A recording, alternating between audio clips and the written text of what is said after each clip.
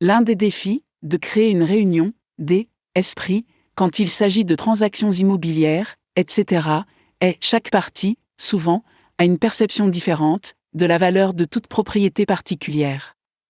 En général, les acheteurs sous-estiment la valeur d'un achat potentiel et cherchent souvent à obtenir un prix d'offre plus bas que réaliste. Les vendeurs se comportent, au contraire, souvent en surévaluant ce qu'ils possèdent. Alors que les agents immobiliers devraient être des guides impartiaux tout au long de ce processus, malheureusement, la concurrence et la recherche de commissions faussent leur comportement. Cependant, au final, dans la plupart des cas, c'est la réalité du marché qui détermine le prix de vente. Il est important de reconnaître et de réaliser qu'il y a une énorme différence entre le prix d'inscription et le prix de vente, et que seul ce dernier se traduit par de l'argent dans les poches.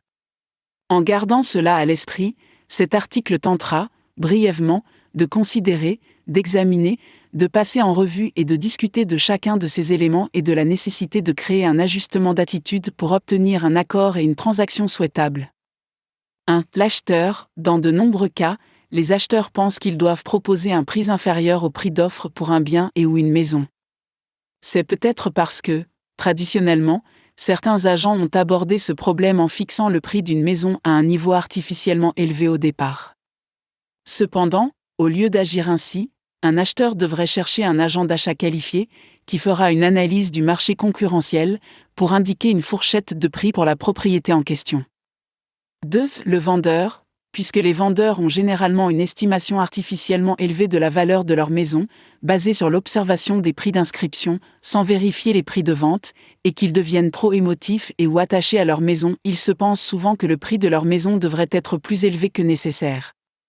Ceci n'est généralement pas bénéfique, car dans la plupart des cas, les maisons dont le prix est correct dès le départ reçoivent les meilleures offres.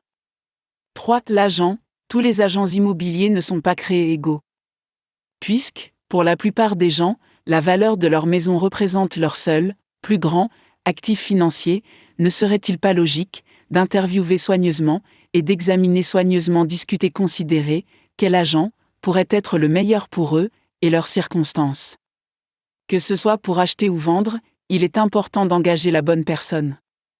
L'agent doit vous donner un sens de la réalité et vous dire ce que vous avez besoin de savoir, et non pas ce que vous voulez simplement entendre, TM.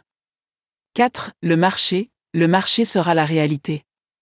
N'oubliez pas que, dans la plupart des cas, la meilleure offre sera faite dans les semaines qui suivent l'inscription de la maison, il est donc sage de fixer le bon prix pour optimiser les possibilités.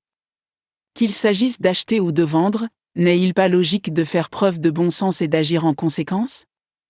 Êtes-vous prêt à le faire ?